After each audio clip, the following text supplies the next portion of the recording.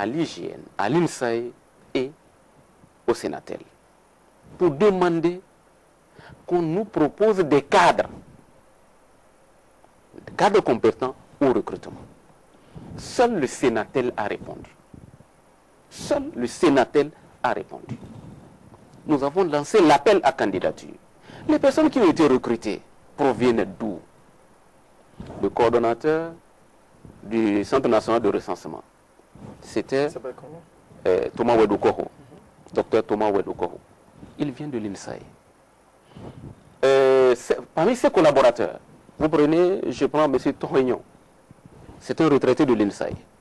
Vous prenez, je sais qui, parce qu'on a dit il faut prendre des cadres compétents ayant chose. Sur les 4, je pense, il y a 2 qui proviennent de l'INSAE et d'autres qui proviennent d'ailleurs. Je prends la coordination nationale de la cartographie censitaire. Ça vient de la présidence de la République. Où? Parmi les responsables du centre de traitement de données. Centre de traitement. Le CNT. Le CNT. Ah, c'est vous qui m'informez. Qui provient de la présidence de la République. Vous ne connaissez pas l'origine, la provenance. Nous avons lancé un appel à candidature qu'on a lancé et le recrutement a été fait par les organes techniques compétents. Vous avez et 3 donc, personnes c'est la CPS. Au niveau du CNT. Et je vais vous dire, c'est la CPS au grand complet, c'est-à-dire les 15 qui ont procédé, d'accord, ou au recrutement, après le recrutement, ou bien à la validation de recrutement. Alors, donc, à partir de ce moment, d'accord, à partir de ce moment, il faut peut-être qu'on évite ces choses. On peut aussi dire que le CNT, c'est le Centre national de traitement. Je n'ai pas fini. Oui. Parce que vous avez parlé de l'INSAE et comme ça, on ne les associe pas. Oui.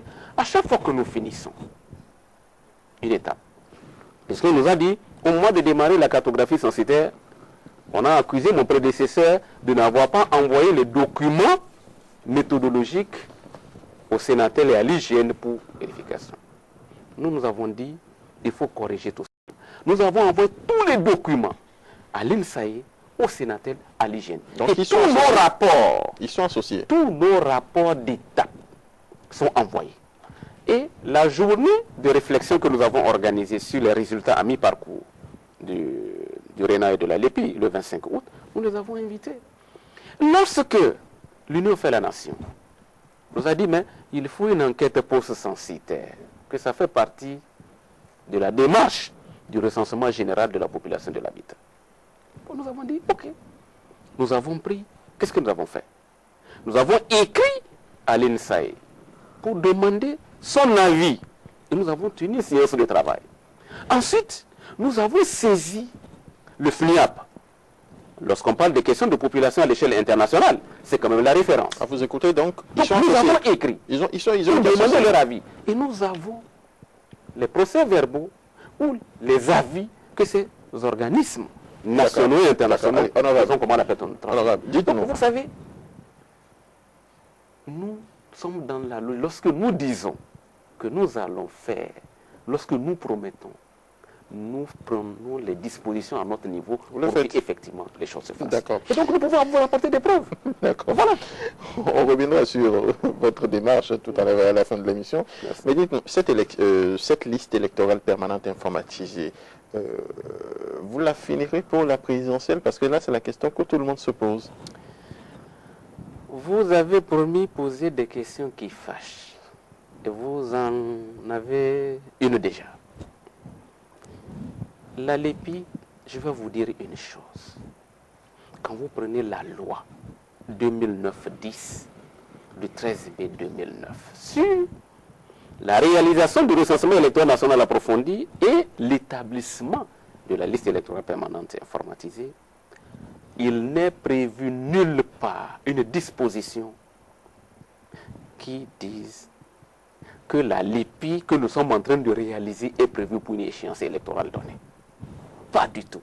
Il n'y a aucun lien entre la LEPI que nous sommes en train de réaliser et l'échéance électorale à venir. Est-ce que vous avez dit il faut faire extrêmement attention. Différentes décisions de la Cour constitutionnelle par rapport aux règles générales et particulières que vous votez très à bien, l'Assemblée nationale, très notamment bien. celle de cette année. Très bien.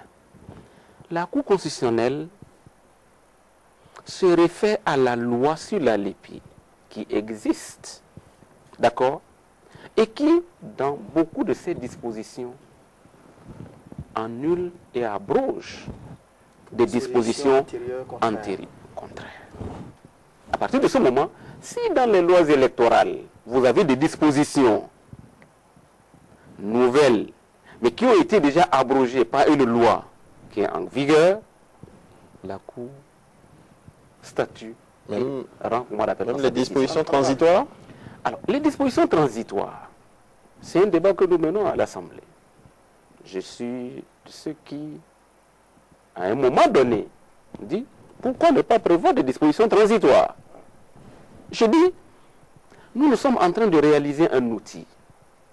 Si l'outil était disponible et dans des conditions précises, 60 jours avant l'échéance électorale immédiatement suivante, l'outil peut être utilisé.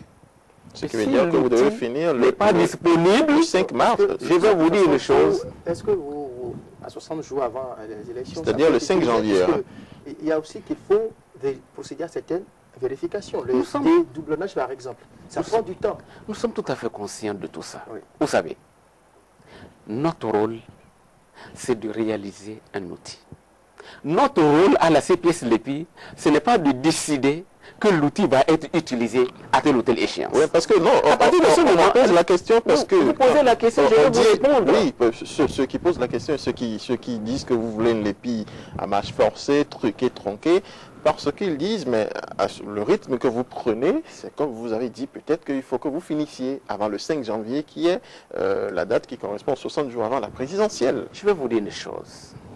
Monsieur, disons, Rodrigue, je vais vous dire une chose. Vous avez une mission à accomplir. Vous avez un espace-temps. Vous avez un mandat. On vous dit que vous avez un mandat, je ne sais pas, de 5 ans. Mais vous avez... Non, parce que vous dites qu'il n'y a pas un délai. De quel espace-temps vous parlez? L'espace-temps dont nous disposons, c'est que nous avons un mandat de 18 mois. Nous avons été installés en juin 2009. Notre mandat prend fin en décembre 2010. Et si vous ne finissez pas? Si nous ne finissons pas, la loi a prévu en son article 65 des dispositions en disant si au terme de 18 mois la LEPI n'est pas achevée, vous faites usage des dispositions de cet article pour décider d'une prorogation des délais. Cela est inclus dans la loi. Donc à partir de ce moment... Donc vous faites tout pour finir le 31 décembre. Lorsque vous avez une mission, vous avez un espace-temps, vous avez des ressources. Vous, votre rôle en tant que responsable, c'est de prendre les dispositions pour que le travail se réalise dans les délais impartis. C'est ça la responsabilité. Le discours qu'on a entendu... Permettez-moi de finir.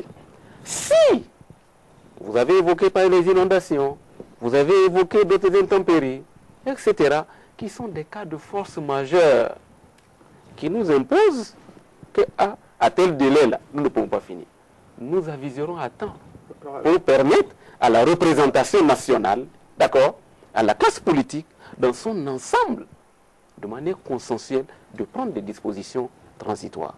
Et là, c'est conforme aussi à la convention, je dirais comme à la peine de la CEDEAO, qui précise qu'on ne peut procéder à des modifications des lois électorales 6 mois avant, à moins que cela soit consensuel. Nettement consensuel. Est-ce que vous avez voté les dernières dispositions transitoires à l'Assemblée nationale, les lois qui ont été invalidées par la Cour constitutionnelle? Est-ce que nous avons le député Aïfari Bako a voté? Le député Bako, malheureusement, je n'étais pas présent à l'hémicycle le jour où se faisait le vote de conformité. Mon groupe a dû certainement utiliser ma procuration, c'est-à-dire le G13. Bien entendu. Parlant justement de G13, de plus en plus, le G13 vote dans l'opposition. Vous dirigez la CPS LEPI. L'opposition vous accuse aujourd'hui de faire le jeu de la mouvance. Et vous l'avez, c'est pas si consciemment ou inconsciemment, comme le dit l'autre, offert l'opportunité d'affirmer davantage cela au cours du lancement de l'opération de l'enregistrement biométrique dans la localité de Toré-Bossito, puisqu'on a vu à vos côtés un des proches collaborateurs du chef de l'État, en l'occurrence Jean-Alexandre Montondi, conseiller politique du chef de l'État, éminent FCBE. Très bien. Alors, qu'est-ce qui justifie d'abord sa présence ce jour-là à vos côtés? Alors je commencerai peut-être par ce dernier point. Nous étions effectivement à Toré-Bossito pour le lancement, la cérémonie de lancement de la troisième phase dans l'Atlantique littoral. Et dans le protocole, le programme des choses, on m'a présenté, on m'a dit, il y aura le maire qui va prendre la parole, il y aura le président de l'association de développement, d'accord, et après, il y aura notre démembrement, le SE, superviseur exécutif CCS là-bas, et ensuite le superviseur général. Je ne savais pas qui était le président de l'association de développement de Tori-Boussito. A priori, j'ai été aussi surpris que plusieurs autres de voir quelqu'un... Qui a organisé la cérémonie? La cérémonie a été organisée par... C'est-à-dire, ça a été organisé conjointement par la CPS et autre chose. Mais nous ne savons pas. Quand on nous a dit président de l'association de développement, nous ne savons pas, puisque c'est quand même dans le milieu. Et que la LEPI, c'est aussi bien politique que développement. Et à partir de ce moment que le président de l'association de développement, donc votre il a commis une chose. Vous avez lancé l'opération au niveau Oui, du département. Du département. Au niveau communal. Pourquoi les autres communes n'ont pas envoyé aussi le président d'association de développement? Vous allez dire, mais pourquoi tous les maires de l'Atlantique littoral n'ont pas pris la parole à cette occasion? Vous, monsieur le Et que c'est le maire de Tori-Boussito seul qui a parlé. Le superviseur général de la CPS LEPI, pour raison de transparence, pour éviter tout au moins les soupçons, vous n'avez pas proposé à ce président d'association de développement de bien vouloir s'abstenir de parler. Parce que l'opération, c'est une opération technique, une opération consensuelle, mais qui suscite beaucoup de polémiques. Je suis d'accord. La question, c'était de me demander, mais est-ce que je connaissais celui qui était le président de l'association de développement? A priori, non. Vous avez quand même A priori, non. J'ai été... avant de commencer. S'il arrive en tant que, comment on appelle, citoyen de la localité, qu'est-ce que j'ai à dire? N'importe qui peut venir en tant que citoyen du milieu, chose. Mais prendre la parole et raconter autre chose que ce qui était prévu, bien entendu, ça a été, j'ai marqué ma désapprobation.